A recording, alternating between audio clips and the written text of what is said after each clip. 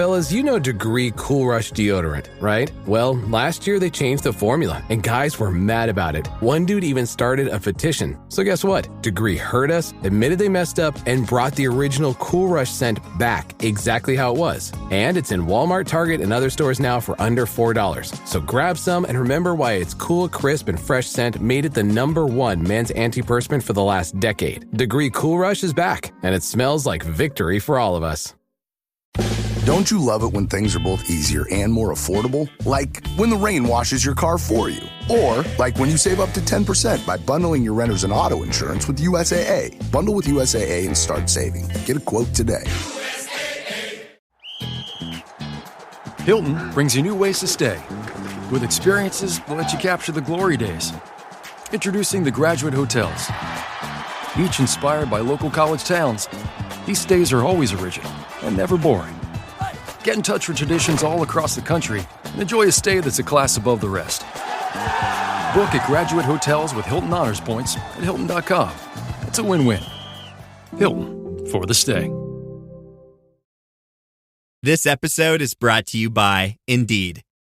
When your computer breaks, you don't wait for it to magically start working again. You fix the problem. So why wait to hire the people your company desperately needs? Use Indeed's sponsored jobs to hire top talent fast.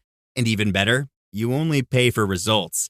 There's no need to wait. Speed up your hiring with a $75 sponsored job credit at Indeed.com/podcast. Terms and conditions apply.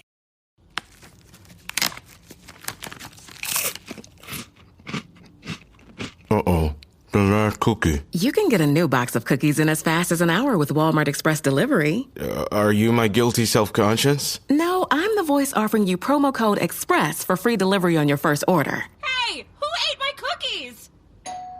You mean, these cookies? Order now. Welcome to your Walmart. Promotion valid for first express delivery order. $50 minimum subject to availability. Restrictions apply.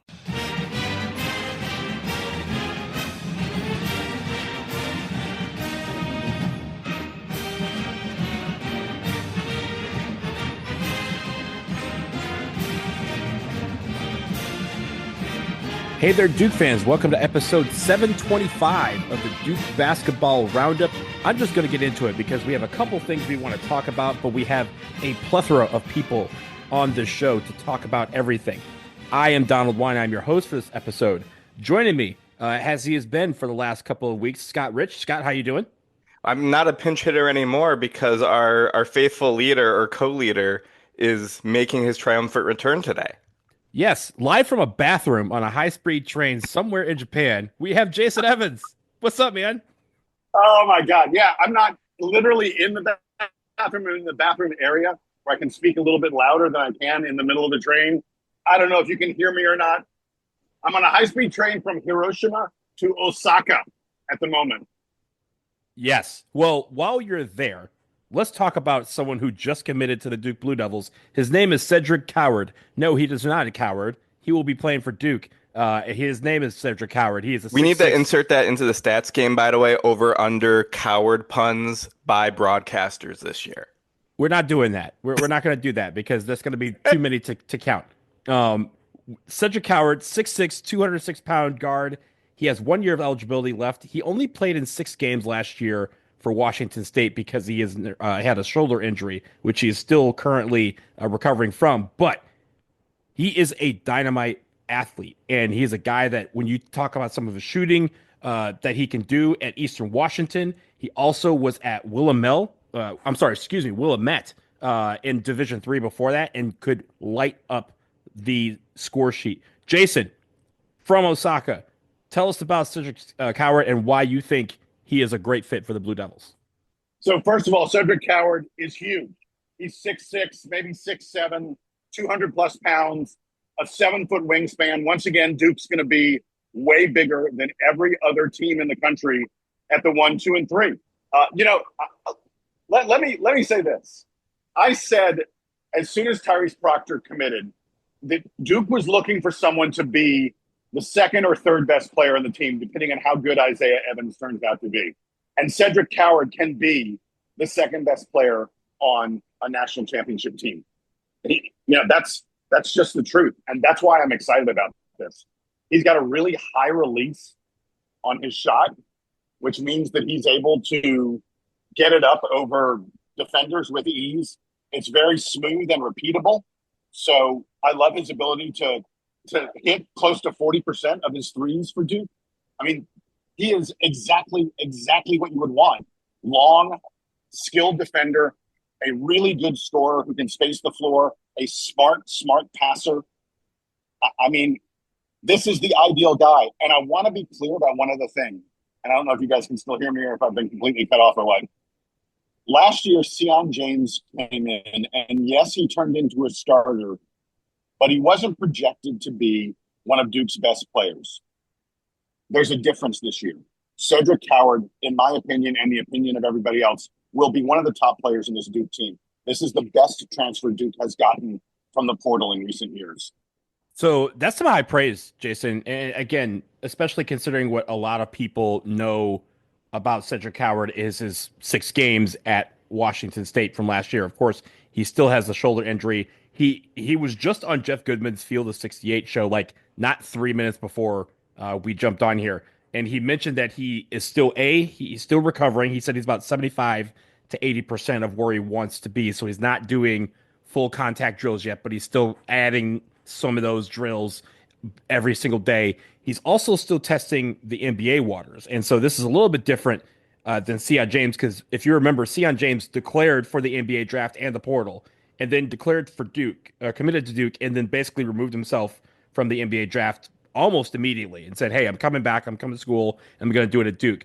This time around, Cedric Coward said he is going to take the time to gather information and go through the NBA draft process. And at some point, he's going to have what he calls more information to make an informed decision about what's best for him. But Scott, I turn to you, because when you look at some of these splits that he's had, not just, again, at Washington State over those 6 games, but mainly at Eastern Washington and also at Willamette, he has some incredible stats. And he's a guy that is going to be, he describes himself as he wants to bring 2 things to the table: versatility and winning.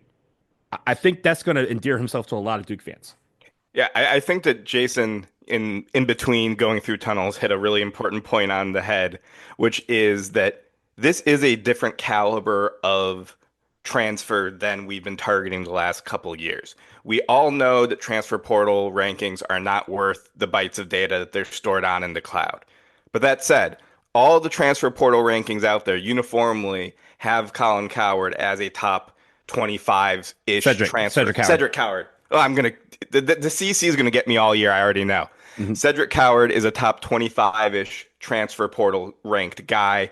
Sion James and Mason Gillis and Malik Brown, as good as they were for Duke, did not come in with that level of consensus acclaim like Cedric Coward is. Now, we don't know if that's going to pan out. We know that transfer portal rankings are a very inexact science. But I think that goes to the point that Jason said, which is the ceiling on this guy is much, much higher than any transfer we've gotten recently. I think Sion James was someone that we thought really outperformed the expectations that we had for him. Even the expectations for him, based off of the Jason Evans hype train a little bit last summer, got pretty high by the end of the offseason. Cedric Coward is a guy with legitimate first-round aspirations. And again, as much as we love Sion James, that is a different ceiling than the guys we added last year. One other thing about Cedric that I think is important to mention is, people might look at his journey and see, oh, all these transfers, that's the type of thing that has put some guys off of players in the past. Cedric Coward is not the type of guy who is just bouncing around different schools for willy-nilly, for NIL dollars, what have you. He started in D3. So, if you want a guy who starts with a fire, we're seeing more and more of that now. Walter Clayton, I believe, started at D2 or D3 before coming up. But the start at D3, then go to Eastern Washington, and then he played 2 years there and followed his coach to Washington State. So this wasn't a guy who was just transferring around. This was a guy who worked his way up through the ranks in part and then followed his coach to Washington State, earned this chance to then play his final year under the brightest lights at the biggest stage at Cameron Indoor. I'm so excited about this because, again, like Jason said, he fits The one hole in this team was who is the second starting guard? Are we going to start 2 point guards? Are we going to try to make a Quinn Cook, Tyus Jones situation with Caleb Foster and Caden Boozer? Now that question mark is largely answered. We are can slot Coward and we can pencil him in as that starting two guard, as that interchangeable guy with Isaiah Evans on the other wing. And once again, we're big. Once again, we can shoot. Once again, we have length. That's really exciting. Jason, I know you are in the middle of a train ride, and so we're going to give you one final word, and I know you're probably going to need to drop off, given that you're approaching more mountains and more hilly areas. So go ahead. So the one thing I wanted to say was I do have one caution about Cedric Coward, which is that if you look at his stats against top 100 KenPom teams, the few times he played them at Washington State and Eastern Washington, his stats are frankly not good. This is a guy who averaged double digits, averaged mid-teens against bad teams. But when he played good teams, he often struggled to reach double digits. And it is going to be an adjustment playing the kind of schedule that Duke has. It's going to be an adjustment playing in practice against the kind of players he's going to play against at Duke. And so my caution about him is, yes, the guy averaged 17 plus points per game. Yes, the guy hit close to 40% of his threes. He's getting steals. He's getting a ton of rebounds. My God, he's like close to 7 rebounds per game. He did almost all of that against lesser opponents. And there will be a drop-off. There will be a drop-off playing against the kind of schedule that Duke has. So that's my caution. I don't think that's going to happen. I think like 13, 14, that could definitely happen. And I'm hoping, the biggest thing is I'm hoping that he can repeat the excellent shooting percentages. I mentioned close to 40% from 3, but look at his numbers from 2. The guy's like a 60% shooter plus on 2-point shots. His release on his jump shot is so high that defenders can't sort of get into the way of it, even on like pull-up jumpers and the such, and especially around the rim. If he's able to repeat those things, this is just a huge, huge pickup for a Duke team that now projects to be one of the top 2 or 3 teams in the country next year. Thanks for tolerating my bad connection, guys. Thanks for joining us live from the other side of the world, Jason. We will, as we say goodbye to you, we obviously will see him back very, very soon. I think at some point he's supposed to return to the United States, but you never know. Japan, I hear, is very nice, and he might be there full time. In which case, we will find another connection for him another time. But Jason, thanks for being on here. I want to touch on something that he just mentioned, which is the 2-point shooting, and he mentioned that he normally shoots over 60% from 2. It's actually much higher than that. 65% is what he shot at Willamette his first year from 2-point. That is the lowest percentage that he has from 2-pointers. And I think, again, it's that high shot. But the one thing that he has the ability to get to the basket. He has the ability to shoot over taller guys. And again, as you mentioned, Scott, he 6'6", fits right in line with this idea that John Shire has developed, that nobody should be under 6'4" on this team, which is Caden Boozer. I will caution, the other thing I will caution about is because he has the ball in his hands a lot, especially at Eastern Washington, he did have a tendency to turn the ball over. He averaged 2.2 turnovers per game both last year and the year before that, once at Washington State, obviously through 6 games, and then at Eastern Washington.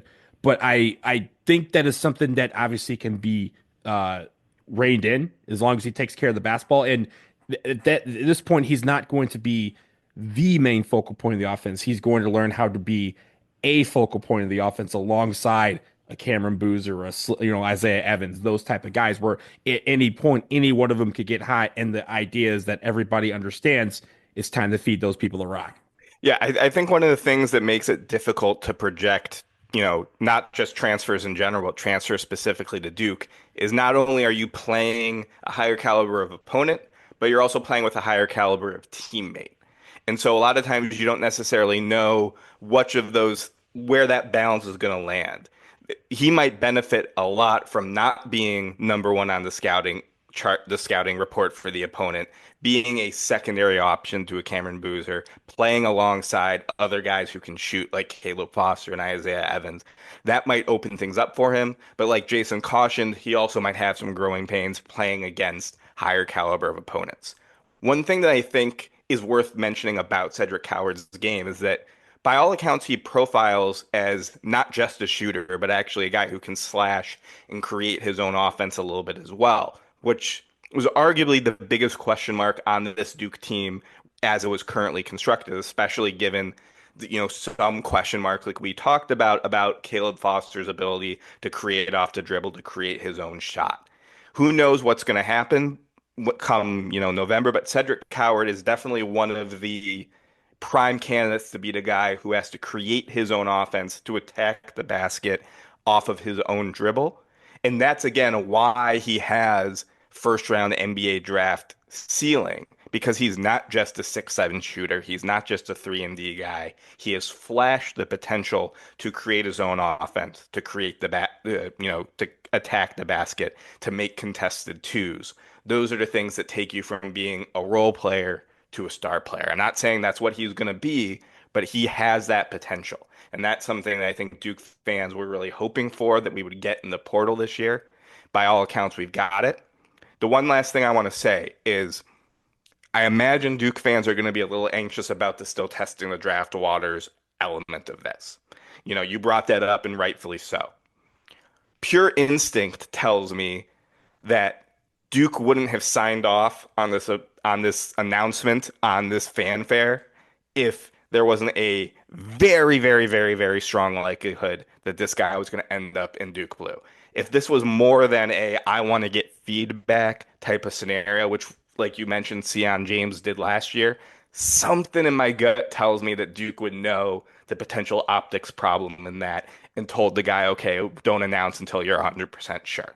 I don't know that for certain, but again, what we do know for certain is that Duke's social media team is the savviest in the business and knows what the optics are. And so hopefully that gives Duke fans a little bit of, solves the nerves about, we're actually going to see this guy in a Duke uniform in the fall. Yeah. And like I said, he was on the Jeff Goodman's podcast just a few minutes before we started recording. And he mentioned that. He kind of mentioned, Jeff Goodman's kind of said, it doesn't feel like you would announce this unless Duke was sure that you're coming to Duke.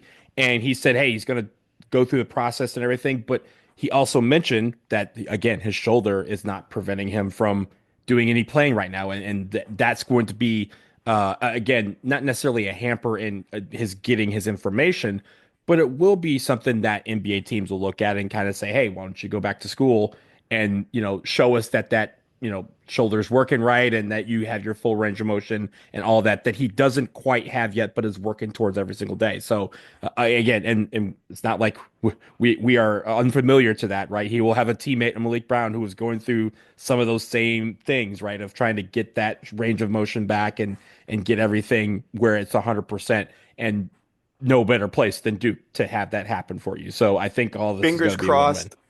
Fingers crossed that shoulders don't become the new toes for Duke players. We now have, after years of having toe injuries and foot injuries that were mysterious, that we were concerned about, fingers crossed that doesn't become shoulders this season between Coward and Malik Brown. I don't think it will, but it is going to be an interesting storyline to track on how that rehab goes for both those guys.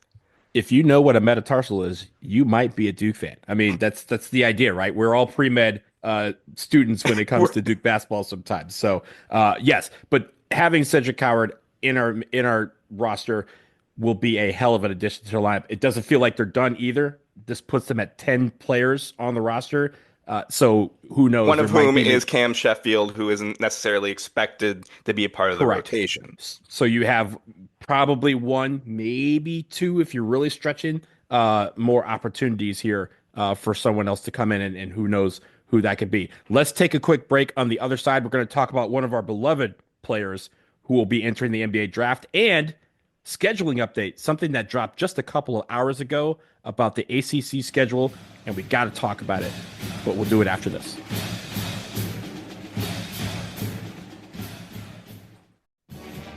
Hey, Duke fans, make this your best season yet with a nutritious 2-minute meal from Factor. Eating well has never been this easy. Just heat up and enjoy, giving you more time to do what you want. Jason, the meals are terrific too, and they arrive fresh and ready to eat, which gives you more time to get outside and enjoy this lovely spring weather that we're having. They have 45 weekly menu options, so you can pick gourmet meals that fit your goals, whether it's satisfying breakfasts, on-the-go lunches, or premium dinners. And I enjoy the fact that they're filling, and I don't feel the need to snack between meals. Yeah, that's always good for your waistline. Get started, everybody, at factormeals.com/DukeBB50off. Use that code DukeBB50off to get 50% off plus free shipping on your first box. Again, that is code DukeBB50off at factormeals.com for 50% off plus free shipping. That's your money saying it's time for a McDonald's run. Because with new McValue at McDonald's, you get more than you expect. Like buy a 6-piece McNuggets and add a McChicken for just $1. Your money says let's go. Get more than you expect with new McValue. Prices and participation may vary. Valid for item of equal or lesser value. There are people out there all across the country pushing boundaries to grow the game of golf. Like champion speed golfer Lauren Cupp, who plays faster than anyone else. And Will Lowry, whose work in the golf community inspires more kids to get into the game. As a champion partner of the Masters, Bank of America supports everyone determined to find out what's possible in golf and in life. What would you like the power to do? Bank of America. Bank of America NA, member FDIC, copyright 2025, Bank of America Corporation, all rights reserved. Ryan Reynolds here from Mint Mobile. I don't know if you knew this, but anyone can get the same premium wireless for $15 a month plan that I've been enjoying. It's not just for celebrities. So do like I did and have one of your assistants switch you to Mint Mobile today. I'm told it's super easy to do at mintmobile.com/switch. Upfront payment of $45 for 3-month plan, equivalent to $15 per month required. Intro rate first 3 months only, then full price plan options available. Taxes and fees extra. See full terms at mintmobile.com. This episode is brought to you by the Nissan Armada Pro 4X. With a twin-turbo V6 engine ready to propel your adventures, up to 8,500 pounds of towing capacity to haul all your favorite toys and space for 8 passengers. Nissan's most powerful car yet will chew up and spit out anything you throw at it. Learn more about the all-new 2025 Nissan Armada at nissanusa.com. Towing capacity varies by configuration. See Nissan Towing Guide and Owner's Manual for additional information. Always secure cargo. All right, we are back, and the final, I guess, piece, a domino, I guess, that has dropped on as far as the Duke roster is concerned, is that of Khaman Maluach, who declared for the NBA draft on Sunday. It's something that we had expected. Scott, you and I had kind of alluded to the fact that we wanted to talk about it, but we weren't ready to do so until he had made that official announcement because of things that have been going on surrounding him. And finally, we're here. Khaman Maluach, of course, came in as a guy that everyone was super excited about, and he gave us so many reasons to continue to be excited about him throughout the year. His stats don't really tell the tale. 8.6 points per game, 6.6 rebounds per game, 1.3 blocks per game. He shot 71% from the field.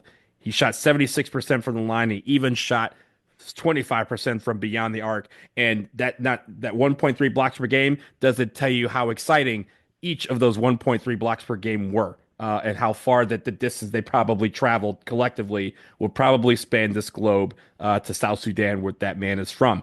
The reason why obviously this is important is because obviously a lot of you out there had heard about the situation that had occurred right before we rolled out for the Final Four back on April 5th.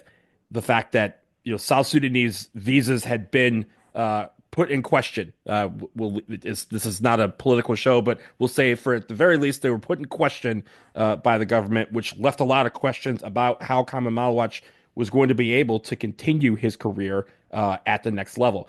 But as of right now, he is declared for the NBA draft. He's projected to be a lottery pick, probably a top 10 pick.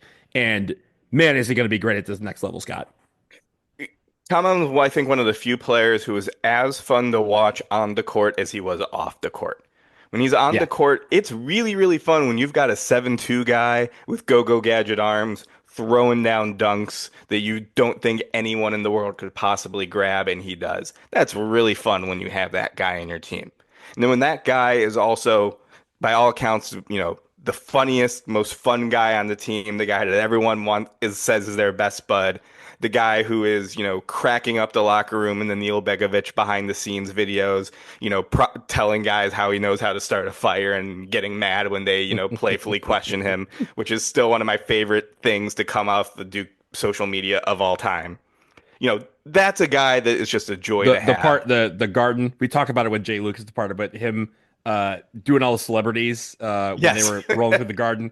It's like, that is Dua Lipa. Yeah, I know who Dua Lipa is, and turns to the camera like, I don't know who Dua Lipa is, but He's a guy that it's again, it's without diving into things, it's a shame that there were these extracurricular things that sort of hung over not only his last game in a Duke uniform, but also this period in which, we like to celebrate our guys who have given a lot to Duke in their time in Durham and are moving on to the next level.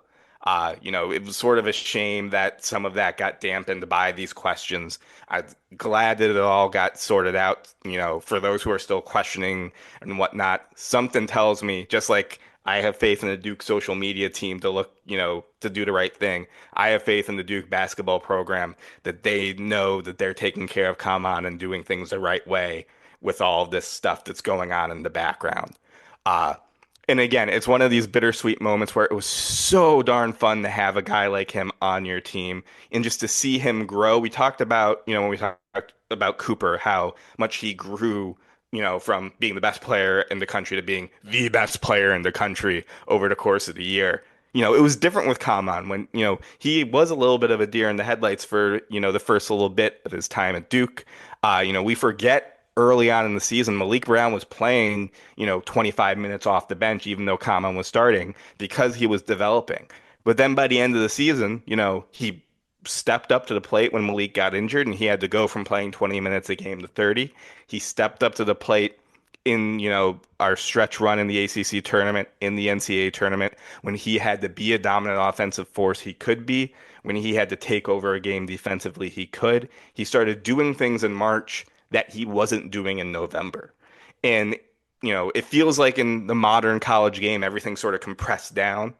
We used to say, oh, that's a guy who flashes that talent to the freshman, and we may not see that until he's a senior. And you enjoy that, trajectory. We got that with Khaman Maluach, just in a year as opposed to 4. And I hope that Duke fans can appreciate how unique his journey was, both in his entire life and in a Duke uniform. And it's going to be fun watching him in the NBA too, because he has everything that the NBA wants in a 5-man in this modern positionless, spread floor game. Arguably, his game might fit the NBA better with it spread out, with the pick and roll, than he did in college. So he's the type of guy that should probably get drafted higher than he will, just because of how much his game is going to fit the NBA arguably better than it fit in college. And it's going to be fun to say that that guy was a Duke Blue Devil for the next couple of decades. The funny thing about Man is that he invented a question. And that question is, can a block also be an assist? Because a couple times this year, he had blocks that went so far that one of our guys was able to pick it up and in one dribble dunk it on the other end. And it led a lot of people to think, okay, can a block become an assist? Can he get 2 for the price of 1? I don't know the full answer to that. I did not check those instances to see if he was credited with both a block and assist. But the fact is he has that kind of versatility. And the idea that is going to be at the next level. And like you said, where it's a more open game, he's going to be shooting more threes, and we saw a taste of that, right? And we even when he was in the basketball after league, we saw him shoot threes. That's only going to get better. Right, he's going to be shooting that and practicing in the NBA. That's only going to get a better and better part of his game. Right. The traditional 5, as we know it, is not a thing in the NBA right now. It comes in cycles. So the fact that he's able to adapt by showing a little bit like, hey, I got some range. I have no problems taking it, and also drawing a guy out and being able, as you mentioned, to defend 1 through 5, so that teams can throw some kind of weird presses at people because they know that they have a guy who can essentially stand flat-footed and touch the rim on their side. I think is a great thing. Where he ends up is anybody's guess. I think, like I said, I'd be very surprised if he's still on the board at 10. It's funny enough, we were talking about some of the situations. Toronto Raptors was a team that everyone has really circled as a team that would be interested in his services. But I think, and they would project to be around 7 or 8. But he's going to do a team very, very well. And I'm really looking forward to seeing him thrive in the NBA. And we thank him for all that he brought to the levels, all that fun, that excitement, and as you mentioned a little bit, that joy. The last thing I'll say is that, Some of my favorite possessions of this year were not, Cooper flag dunks or, crazy stat lines, but were those possessions in the last two UNC games where Khaman got switched out onto an Elliot Cadeau or an RJ Davis, and you could see them be like, okay, I got this guy. And Khaman says, no, you don't. I'm 7'2", and I'm still going to guard you and shut you down out in the perimeter. Those were some of the most fun possessions as a fan that didn't result in a statistic because you saw this guy, just drive these Tar Heels mad, thinking that they had a mismatch, and he turned it around on them. That's, again, there's so many things we can say about Man, but that's just his upside, right? He's only going to get better at that part of his game. We saw that improve where he wasn't doing that in November and he was in March. So, 2-3 years down the line when he's doing this as his full-time job, ooh boy, it's going to be fun. Look, Cooper Flagg was the second youngest player in college basketball. I think Khaman Maluach was like the fifth youngest. Like he's still barely 18, has, as you mentioned, hopefully 20 years of NBA basketball ahead of him. So really looking forward to see what he does on the next level. And of course, we're going to be watching the NBA draft to see where his next destination will be. Before we get out of here, there was something that dropped like maybe an hour before we got on here to record, and it involves the ACC at large. There's a CBS Sports report that says that the ACC is considering reducing its conference schedule from 20 games, where it's currently at and has been for a couple of years, to 18 games as early as this coming season. That would be the way they would structure it would be one game against 16 teams and then 2 games against a permanent rival, which would be home and away. For us, we would assume that would be UNC. But the idea is that it would allow teams to schedule more marquee non-conference games and improve the league's stature, particularly come tournament time. And it is expected to be approved, according to this report, when the conference meets in May for its spring meetings. They considered doing this last year, but then we added 3 teams to the conference in Cal, Stanford, and SMU, so they decided not to do it. But it sounds like they are opting to do it this year, basically kind of reaction to how poorly the ACC fared overall this year. Other factors are obviously in charge, namely the ACC network and the cutting in ACC programming by 20 games or whatever that math would be. But I honestly thought 20 games was fine. It doesn't feel right to just play everybody once, save for you would assume UNC. But Scott, your thoughts on this? I have lots of notes on this, but your thoughts on this? I mean, the first thing that pops out of that is that it's not the impetus for this by any means, but it might actually equibrate the in-conference schedules and sort of in difficulty. There were these years over the past, few years where a team that clearly wasn't the best team in the conference would win the regular season because their home and homes were against weaker teams, or they had, Duke only played them once at home. This would mitigate some of that, where you're only playing one team that you're playing them every year twice. Everyone else you play once every year. Maybe that makes the regular season a more fair, accurate assessment of who the best team in the conference is. Who knows? That said, that's obviously not the reason that they're doing this. That's a side effect. The reason that they're doing this is the fact that the ACC only got 4 teams in the tournament this year, 3 of whom were, less than the 5 seed. But this only matters if the ACC actually goes out and schedules good games, and if the ACC goes out and wins good games, which is not a given. And we've seen this in the past where, for Virginia Tech for years was on the bubble, and they were on the wrong side of the bubble because they weren't scheduling good teams. I don't think, as far as I understand it, I don't think the ACC can mandate that teams use these 2 games to play, teams of a certain caliber, to play teams in the Power 5 conferences or something like that. I would feel better about this if this was coupled with the announcement of, an ACC Big East Challenge that has been rumored for a while or something like that. Something to make sure, hey, we're not trading 2 games in the conference for 2 bye games, which some teams will, right? Of the 18 teams in the ACC, some teams will see this as 2 more home games and schedule 2 more cupcakes to, increase their coffers, right? So I don't know what this means until we see how this affects ACC scheduling and how the ACC teams do in those games. Because if it's two more cupcake games, or if it's two more games against power conference teams where ACC teams look like they don't belong, then this might be shooting the conference in its own foot.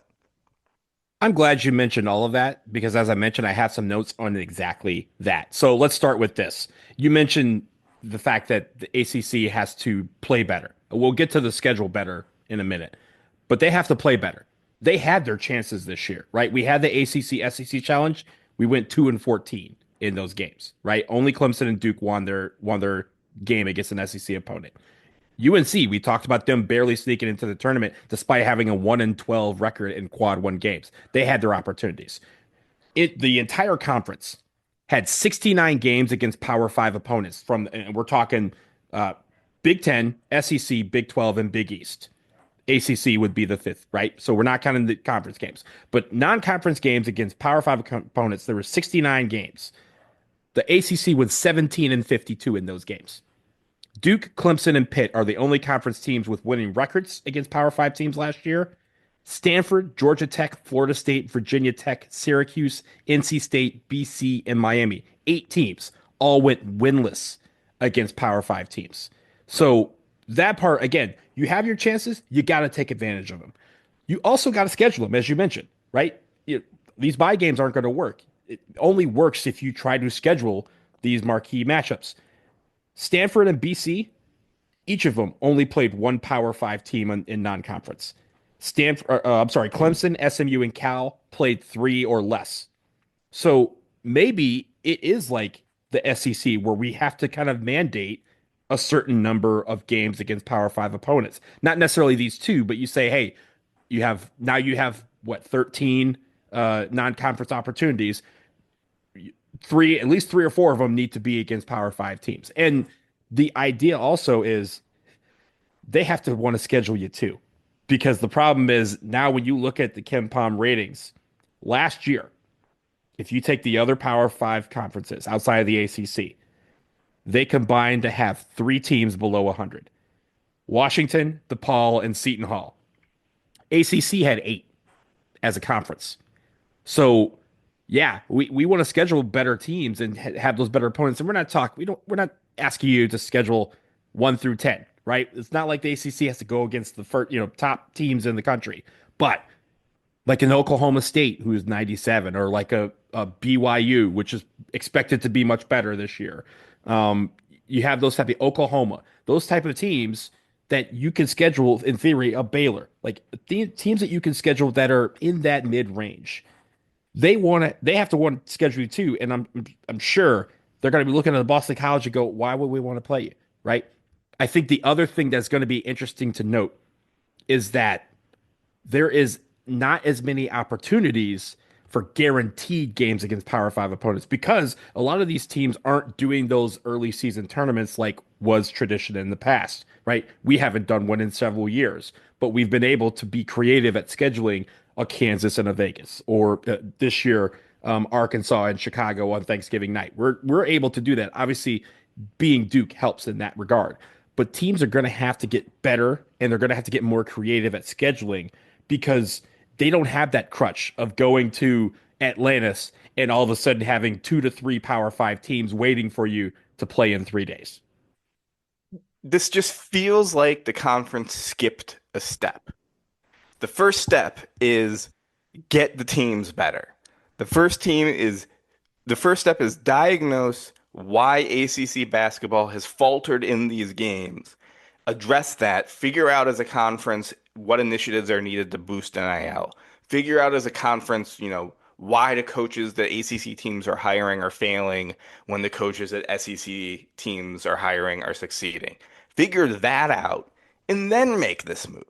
But when you make this move first, it seems like it feels like you found a symptom and you want to put a Band-Aid on the symptom rather than root out the root cause of the issue. The ACC did not get 4 teams in the NCAA tournament last year because of scheduling issues. The ACC got 4 teams in the tournament last year because they only deserve to have 3 teams in the NCAA tournament last year. They weren't good enough. There's no conspiracy. There's no, oh, we got unlucky. There's no, oh, we scheduled bad. The teams weren't good enough. And if you didn't believe that, look at how teams not named Duke did in the NCAA tournament. This isn't a complicated issue. ACC programs need to get better. And it's a little alarming that the higher ups, the decision makers in the conference, rather than address the problem directly, are trying to throw band-aids out there to assuage fans and whatnot, rather than actually do the things that are necessary to get the ACC back where it historically has been. And playing each team only once, say for, again, the final team who you're playing twice, is almost telling people, hey, we don't expect to be that good this year, so we need to limit the number of opportunities we have to play the teams that aren't good, right? Like, ACC doesn't want teams playing at Boston College twice or Miami of this year twice. Miami obviously is expected to be a lot better because the low bar. It can't be worse. Can't be worse. But out of those teams, right, 18 teams in the ACC, give me one guess as to how many that you think had a under 500 non-conference record. Of the 18... Given what I just told you about how we performed against Power 5 opponents. I'm betting it's surprisingly low because it was all the bye games. I'm betting it was I'm going to say 3. 2. It was 2. Virginia Tech and Miami. Virginia Tech was 5-6. Miami was 4-7. They had their chances. And all of these losses that these guys had, and a lot of teams were 6-5 or 7-4. Duke was 10-2, right? We scheduled a pretty hard schedule, and we, minus the 2 biggest games on our schedule, like we did pretty well. But at the end of the day, you have teams that are scheduling some of these and are not going through, and they're not winning those games. Then there's some who, as you mentioned, aren't scheduling them at all and giving them 2 extra opportunities. They're not going to all of a sudden wake up and go, oh yeah, we'll, let's call up Kansas. Let's call up BYU. Let's call up, Michigan State and see what they're doing in early December. How many teams in the ACC do you think are trying to schedule a game like we're trying to schedule with Michigan at the end of February?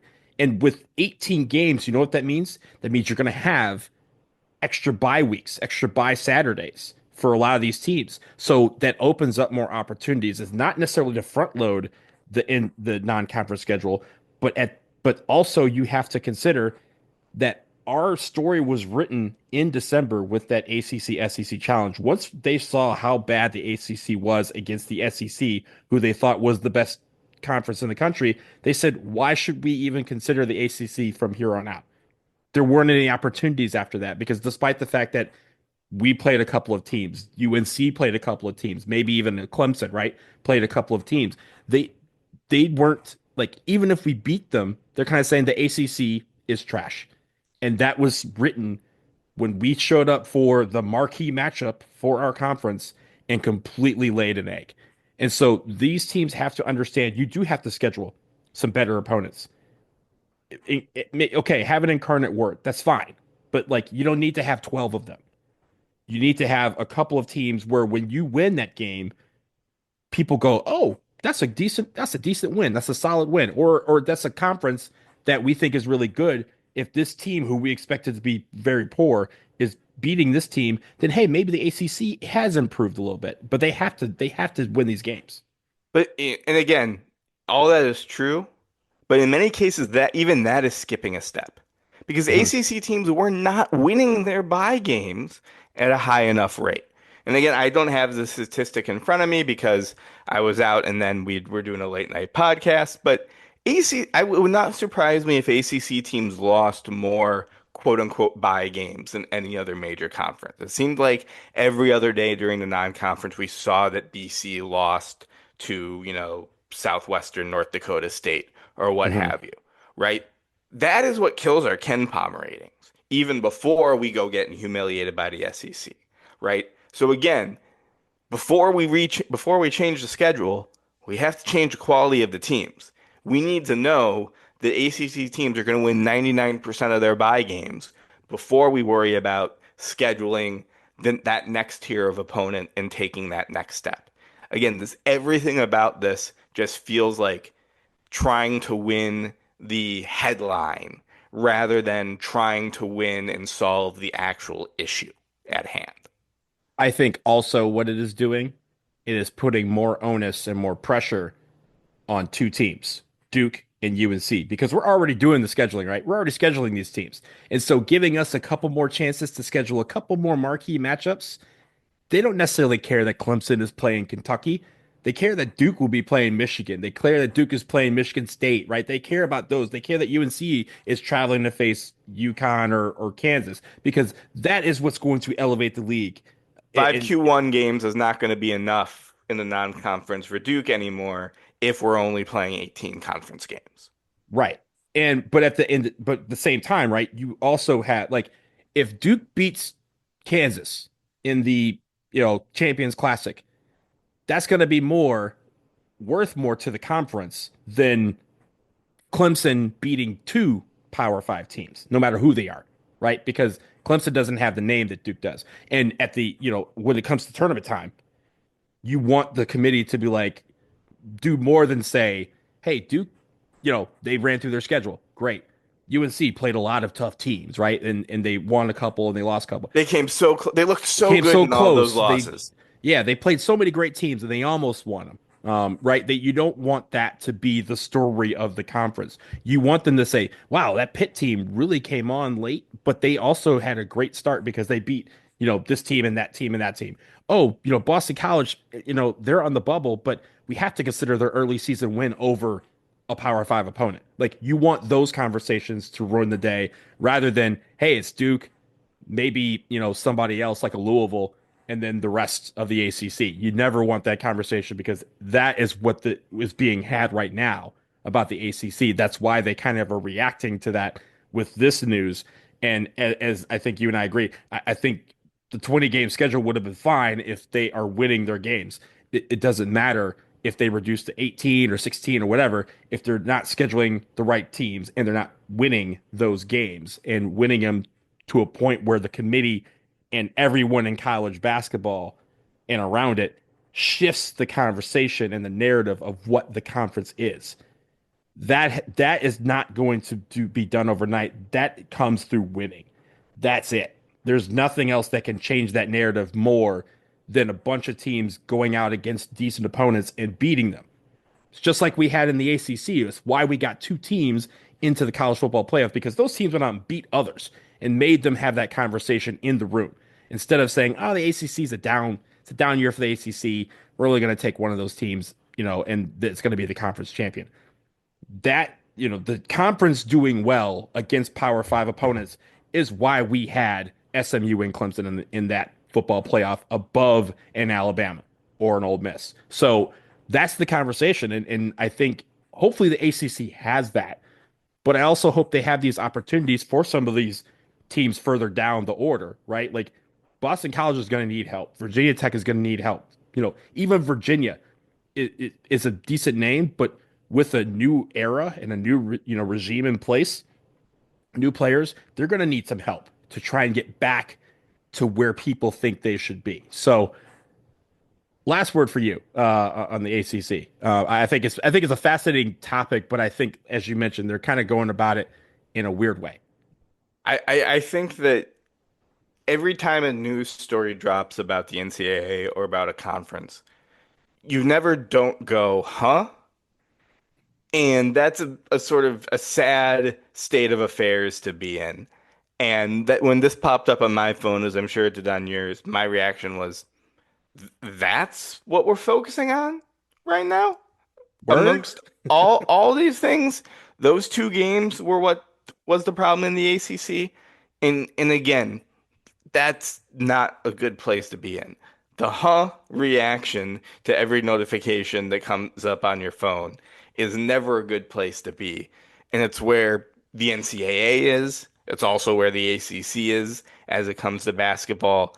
And sooner or later, someone needs to step in and say, someone who knows what they're doing and actually, understands the ins and outs of the sport, rather than some just sort of, talking head needs to be the one making these decisions. All this means is it sounds like we're going to get more scheduling news very, very soon. Which means we will have more content because we need that in the off season to do this podcast. Absolutely. We're going to have more scheduling content, maybe another portal player. We'll see what happens with that. But until then, we're going to end this episode of the Duke Basketball Roundup. We thank you as always for listening. Scott, thank you for joining me. And I got a note from Jason as he was going into another mountain somewhere in Japan. He said he will be back on Thursday. But that doesn't mean Scott won't be back before then. I will absolutely be back before then. I am Donald Wine. So for Scott, for Jason somewhere in Japan, it is now time for the Duke Band to play us out and take us home.